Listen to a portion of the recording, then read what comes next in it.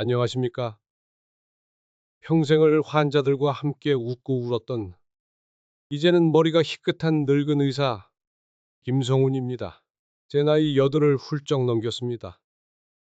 돌이켜보면 참 긴 세월이었지요. 그 시간 동안 저는 수많은 사람들의 삶과 죽음을 지켜보았습니다. 건강하게 백수를 누리시는 분들도 계셨지만 안타깝게 병마와 싸우다 일찍 생을 마감하신 분들도 많았습니다. 젊음이 영원할 것 같던 시절도 있었지요. 하지만 시간은 누구에게나 공평하게 흐르고 우리의 몸도 세월의 무게를 느끼기 시작합니다. 특히 70줄에 들어서면 몸 여기저기서 보내는 신호들이 예전 같지 않다는 것을 느끼실 겁니다. 나이 탓이겠거니 하고 넘기기엔 그 신호들이 때로는 너무나 아프고 서럽게 다가오지요. 그런데 말입니다. 제가 40년 넘게 의사 가운을 입고 깨달은 것이 있습니다. 노화 그 자체보다 우리가 무심코 반복하는 어떤 습관들이 건강을 더 빨리 해치고 우리를 병원으로 내몬다는 사실입니다. 마치 조용히 좀 먹는 벌레처럼 우리의 소중한 생명을 조금씩 갉아먹고 있었던 것이지요. 에이, 설마 내가? 라고 생각하실 수도 있습니다. 저도 예전엔 그랬으니까요. 하지만 오늘 제가 들려드릴 이야기는 아마 여러분의 남은 인생을 바꿀지도 모릅니다. 제가 만났던 수많은 어르신들의 삶에서 길어 올린 그리고 제 자신의 경험을 통해 얻은 진솔한 이야기입니다. 혹시 제 이야기가 더 듣고 싶으신가요?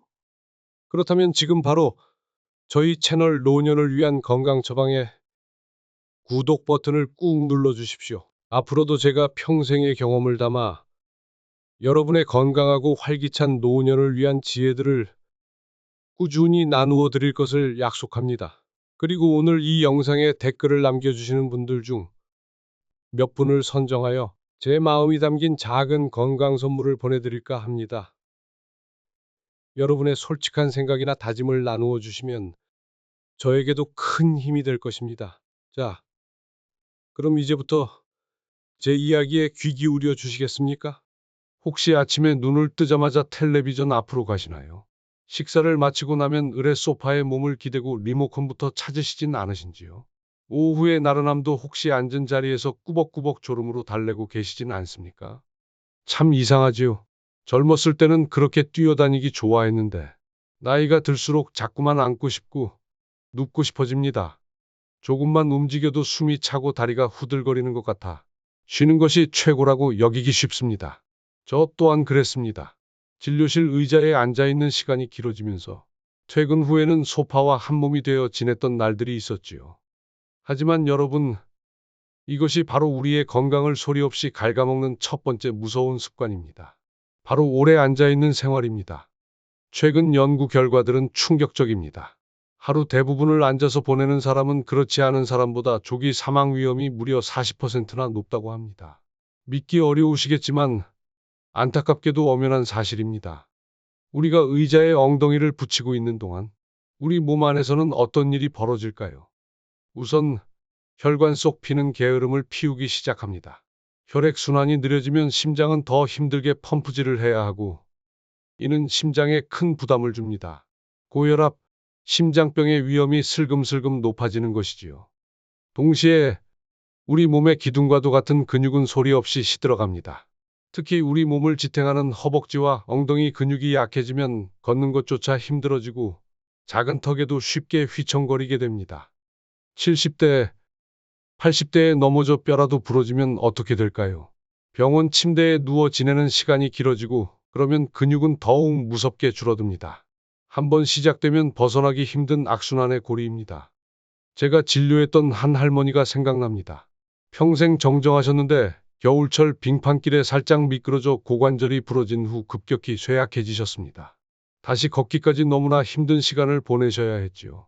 그분의 눈물 속에 담긴 후회를 저는 잊을 수가 없습니다. 특히 식사 후 바로 소파에 앉아 TV를 보는 습관은 더욱 치명적입니다. 밥을 먹고 나면 혈당이 자연스럽게 올라가는데 이때 몸을 움직이지 않으면 혈당이 떨어지지 않고 계속 높은 상태로 유지됩니다. 당뇨가 없던 분들도 이런 생활이 반복되면 당뇨병이라는 불청객을 맞이할 확률이 높아집니다. 하지만 희망은 있습니다. 해결책은 생각보다 아주 간단합니다. 첫째, 30분에 한 번씩은 자리에서 일어나십시오. 알람을 맞춰두는 것도 좋습니다. 일어나서 물 한 잔을 마시러 가거나 화장실을 다녀오거나 하다못해 창밖을 잠시 내다보는 것만으로도 큰 도움이 됩니다. 둘째, 의자에 앉았다 일어서는 동작을 하루에 10번씩만 해보세요. 텔레비전 광고 시간에 잠깐씩 해도 좋습니다. 허벅지 근육을 지키는데 이보다 좋은 운동이 없습니다. 셋째, 하루 30분 걷기를 목표로 삼으십시오. 한 번에 30분이 부담스럽다면 10분씩 3번 나누어서 걸어도 충분합니다. 집 안을 어슬렁거리거나 아파트 복도를 걷는 것도 좋습니다. 작은 움직임이 우리의 생명을 지킵니다. 앉아있는 시간을 조금씩 줄여나가는 것. 오늘부터 저와 함께 시작해 보시지 않겠습니까? 그것이 건강한 100세를 향한 첫걸음입니다. 혹시 시장에서 장바구니를 드는 것이 예전보다 훨씬 버겁게 느껴지시나요? 계단을 오를 때 숨이 턱까지 차오르고 다리가 천근만근 무겁지는 않으신지요? 병뚜껑 하나 따는 것조차 힘겨워진 자신의 모습에 서글픔을 느낀 적은 없으십니까? 그것은 단순히 나이가 들어서가 아닙니다. 바로 우리 몸속에서 근육이라는 소중한 자산이 조용히 빠져나가고 있기 때문입니다. 마치 좀도둑처럼 우리의 활력과 기력을 야금야금 훔쳐가고 있는 것이지요. 70줄에 접어들면 근육이 줄어드는 속도는 이전보다 3배 이상 빨라진다고 합니다. 눈 깜짝할 사이에 힘이 빠져나가는 것을 느끼게 되는 것이지요. 하지만 많은 분들이 이를 당연한 노화 현상으로 여기고 어쩔 수 없지 체념하며 방치합니다. 이것이 바로 우리의 건강을 위협하는 두 번째 최악의 습관입니다. 근육이 우리 몸에서 하는 역할은 단순히 힘을 쓰는 것 이상입니다. 근육이 줄어들면 어떤 무서운 일들이 벌어질까요? 첫째, 넘어질 위험이 급격히 증가합니다. 근육은 우리 몸의 균형을 잡아주는 중요한 역할을 합니다. 특히 하체 근육이 부실해지면 작은 턱에도 쉽게 발이 걸리고 미끄러운 바닥에서 중심을 잃기 쉽습니다. 앞서 말씀드렸듯이 노년의 낙상은 단순히 뼈가 부러지는 것에서 그치지 않고 활동량 감소와 근육량 추가 감소라는 악순환으로 이어져 생명까지 위협할 수 있습니다. 둘째, 뼈가 약해지고 부러지기 쉬워집니다. 근육은 뼈를 보호하고 지지하는 역할도 합니다. 근육이 줄어들면 뼈에 가해지는 충격이 그대로 전달되어 작은 충격에도 뼈가 쉽게 부러질 수 있습니다. 셋째, 혈당 조절 능력이 떨어져 당뇨병 위험이 높아집니다. 근육은 우리 몸에서 포도당을 가장 많이 사용하는 기관입니다.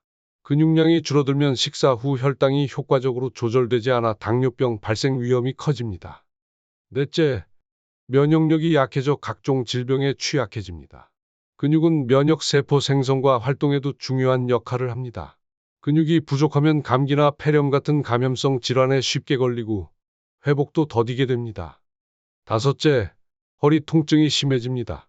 우리 몸의 중심 기둥인 척추를 지탱하는 허리와 복부 근육이 약해지면 척추에 가해지는 부담이 커져 만성적인 허리 통증에 시달리게 됩니다. 제가 의사 생활을 하며 가장 안타까웠던 순간 중 하나는 한때 건장하셨던 남성 환자분이 병상에 며칠 누워 계셨을 뿐인데 몰라보게 다리 근육이 가늘어져 걷는 것조차 힘들어 하시는 모습을 볼 때였습니다. 단 일주일만 누워 있어도 다리 근육의 10% 가까이가 사라질 수 있다는 연구 결과는 결코 과장이 아닙니다. 10년 동안 서서히 잃어버릴 근육을 단 일주일 만에 잃는 것입니다. 상상만 해도 끔찍하지 않습니까? 하지만 너무 절망하지 마십시오. 근육은 우리가 노력하는 만큼 지킬 수 있습니다. 첫째, 앞서 말씀드린 것처럼 30분마다 일어나 2에서 3분이라도 움직이세요. 제자리 걸음도 좋고 가벼운 스트레칭도 좋습니다. 근육이 잠들지 않도록 계속 깨워주는 것이 중요합니다. 둘째, 아주 간단한 근력 운동을 꾸준히 실천하세요. 의자에 앉았다 일어서기를 하루 10번씩 3세트, 벽을 짚고 발 뒤꿈치를 들었다 내리기를 15번씩 3세트. 이 정도만 꾸준히 해도 근육 감소를 막는데 큰 도움이 됩니다. 처음에는 5번부터 시작해도 좋습니다. 중요한 것은 매일 꾸준히 하는 것입니다. 셋째, 단백질 섭취에 신경 쓰세요. 근육의 재료가 되는 단백질이 부족하면 아무리 운동해도 효과가 떨어집니다. 살코기, 생선, 달걀, 콩, 두부 등 양질의 단백질을 매 끼니 챙겨 드시는 것이 좋습니다. 여러분, 근육은 젊음과 활력의 상징입니다. 한번 잃으면 되찾기 정말 어렵습니다. 하지만 지금부터라도 작은 노력을 시작한다면 소중한 근육을 지켜낼 수 있습니다. 힘차게 걷고 활기차게 생활하는 건강한 노년을 위해 오늘 당장 의자에서 일어나 보시는 건 어떨까요? 여러분은 오늘 물을 몇 잔이나 드셨습니까? 아침에 일어나서 한 잔, 식사 때 한 잔, 혹시 그걸로 끝은 아니신지요? 아니면 커피나 차를 물 대신 마시고 계시진 않으신가요? 나이가 들면 이상하게 목마름을 잘 느끼지 못하게 됩니다. 몸에서는 물이 부족하다고 아우성을 치는데도 정작 우리는 갈증을 느끼지 못하는 경우가 많습니다. 그래서 자연스럽게 물 마시는 양이 줄어들게 되지요. 이것이 바로 우리 몸의 노화를 가속화하고 건강을 해치는 세 번째 무서운 습관입니다. 바로 물 부족입니다. 우리 몸의 70%가 물로 이루어져 있다는 사실 다들 알고 계실 겁니다. 물은 단순히 목마름을 해결하는 음료수가 아닙니다. 우리 몸속 수십조 개의 세포 하나하나가 제대로 숨 쉬고 일할 수 있도록 돕는 생명의 근원입니다.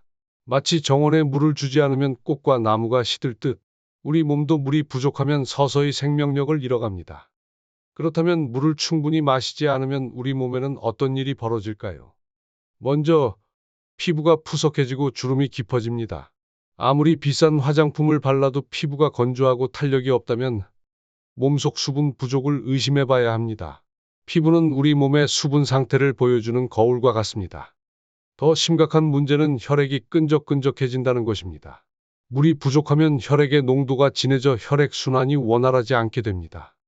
심장은 이 끈적한 피를 온몸으로 보내기 위해 더 많은 힘을 써야 하고, 이는 혈압 상승과 심뇌혈관 질환, 심장병, 뇌졸중 등의 위험을 크게 높입니다. 제가 진료실에서 만났던 고혈압 환자분들 중 상당수가 물 마시는 습관에 소홀했던 경우가 많았습니다.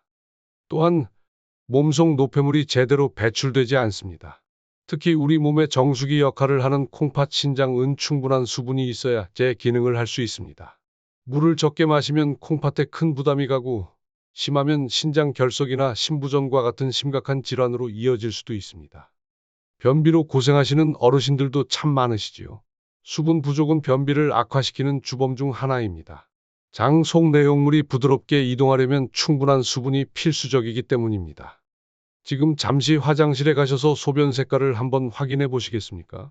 만약 소변색이 짙은 노란색이나 갈색에 가깝다면 여러분의 몸은 이미 목마르다는 신호를 보내고 있는 것입니다. 건강한 소변색은 옅은 노란색이나 거의 투명한 색에 가깝습니다. 그렇다면 어떻게 해야 이 보이지 않는 갈증에서 벗어날 수 있을까요?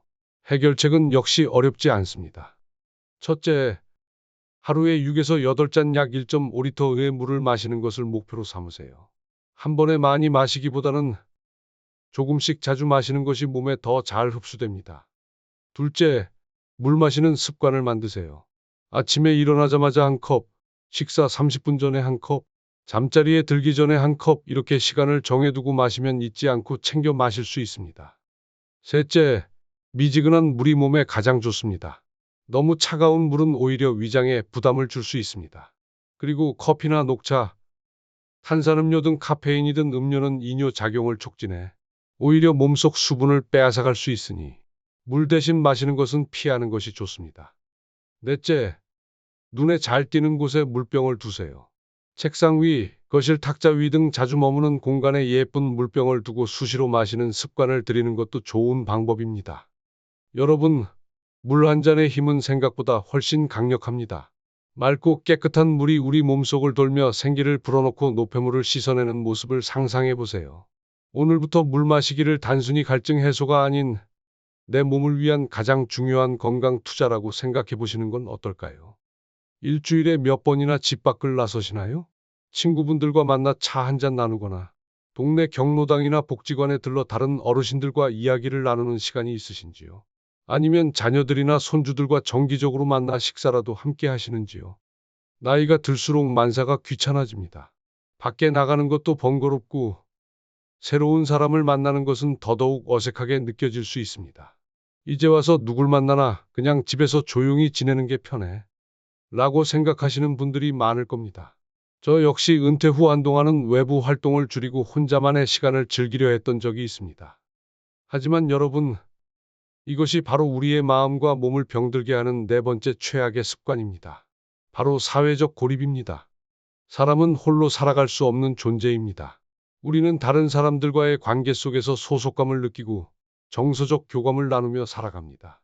이러한 사회적 연결망이 약해지거나 끊어지면 어떤 문제가 발생할까요? 먼저, 마음의 병이 깊어집니다. 외로움과 고립감은 우울증과 무기력증을 불러오는 가장 큰 원인 중 하나입니다. 세상과 단절된 느낌, 아무도 나를 필요로 하지 않는다는 생각은 삶의 의욕마저 꺾어버릴 수 있습니다. 제가 만났던 독거 어르신들 중에는 말벗이 없어 하루 종일 TV와 대화하며 지내시는 분들도 계셨습니다.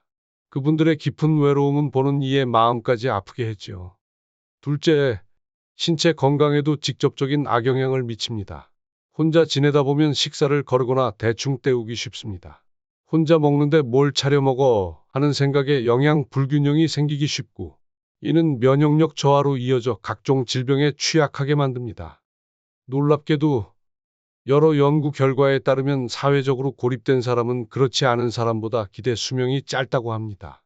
심지어 외로움이 흡연이나 비만만큼이나 건강에 해롭다는 연구 결과도 있습니다. 셋째, 뇌 건강에도 치명적입니다. 다른 사람들과 대화를 나누는 것은 그 자체로 훌륭한 뇌 활동입니다.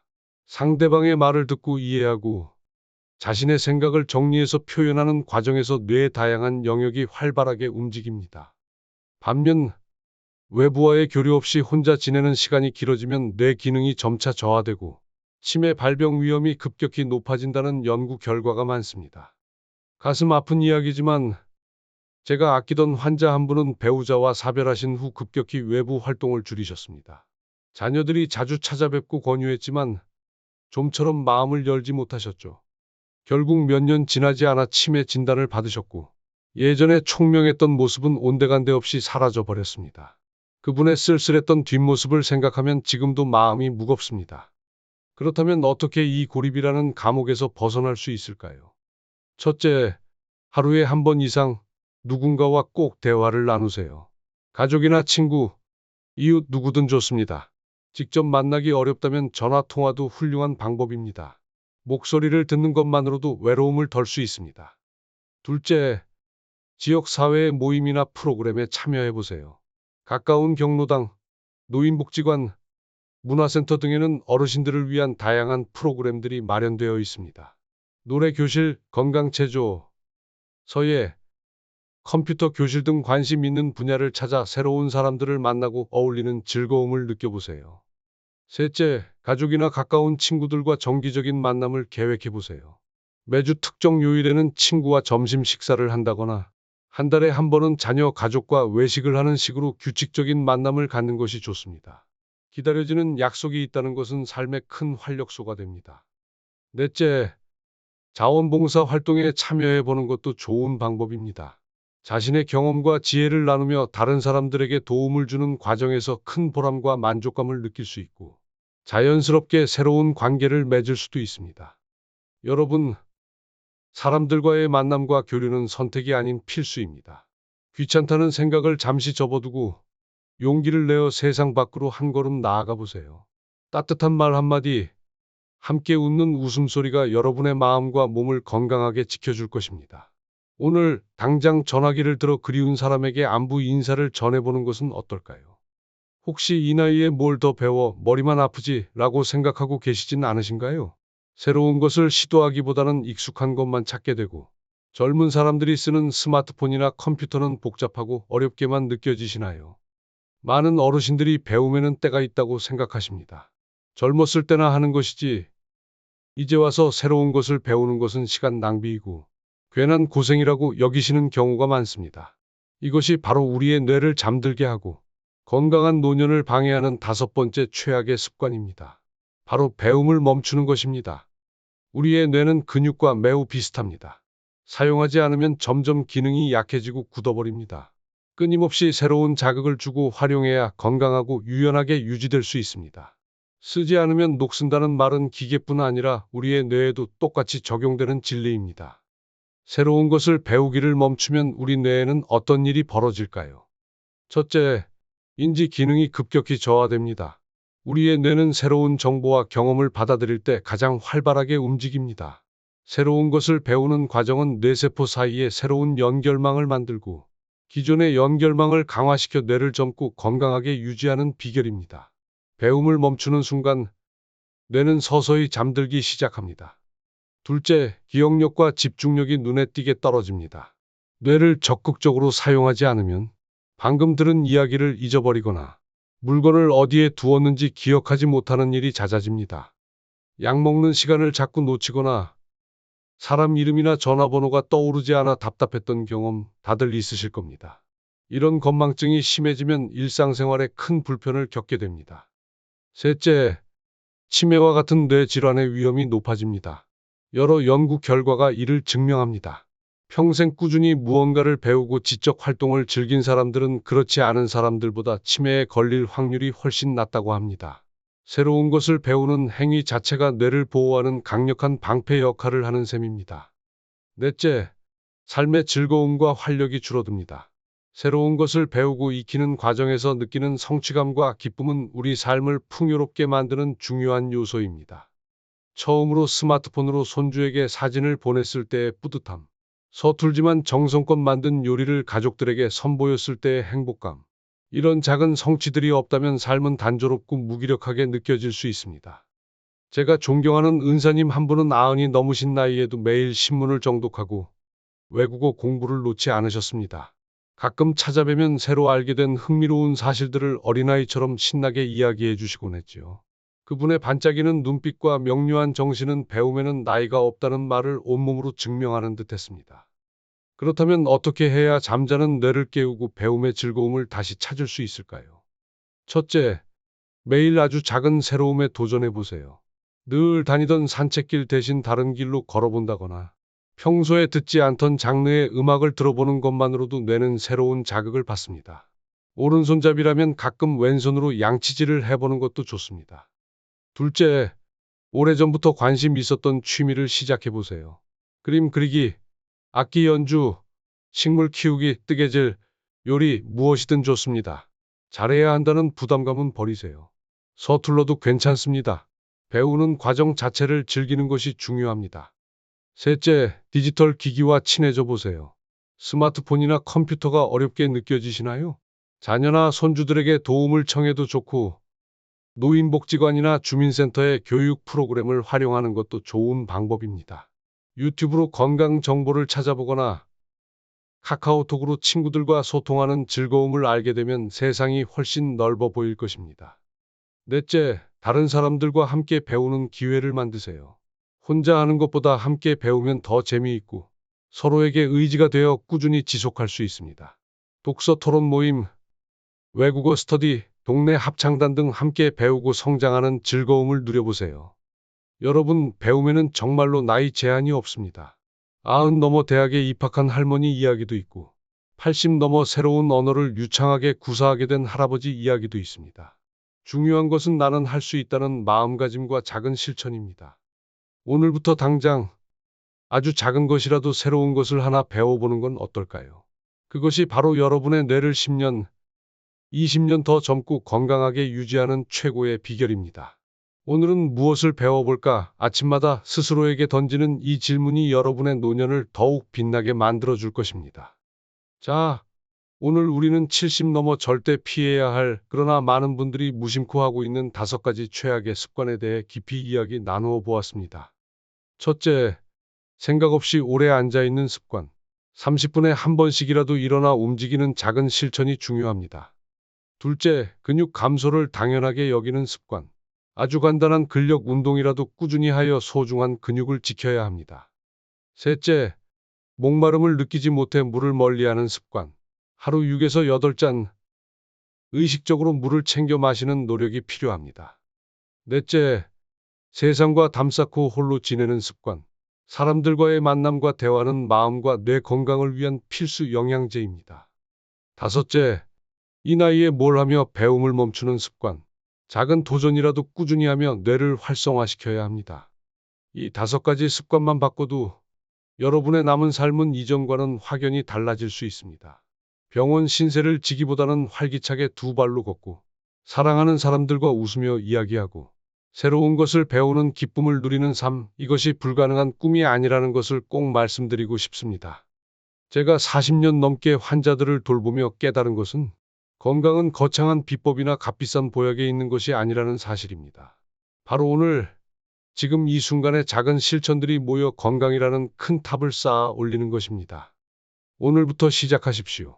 물 한 잔 더 마시고, 텔레비전 광고 시간에 잠시 일어나 스트레칭하고, 옆집 이웃에게 먼저 인사를 건네고, 신문에서 새로운 단어 하나를 찾아보는 것, 이런 작은 변화들이 모여 여러분의 80대, 90대, 더 나아가 100세를 건강하고 행복하게 만들어 줄 것입니다. 여러분은 오늘부터 어떤 습관을 가장 먼저 바꿔보시겠습니까? 아래 댓글에 여러분의 다짐을 한번 남겨주세요. 서로의 결심을 나누고 응원하다 보면 분명 더 힘을 내어 꾸준히 실천할 수 있을 것입니다. 오늘 제 이야기가 여러분의 건강한 노년을 향한 여정의 작은 등불이 되었기를 바랍니다. 이 영상이 도움이 되셨다면 좋아요와 구독 버튼을 눌러주시고 주변의 소중한 분들에게도 공유해 주시면 감사하겠습니다. 여러분의 작은 관심이 더 많은 분들에게 건강 정보를 전하는 데 큰 힘이 됩니다.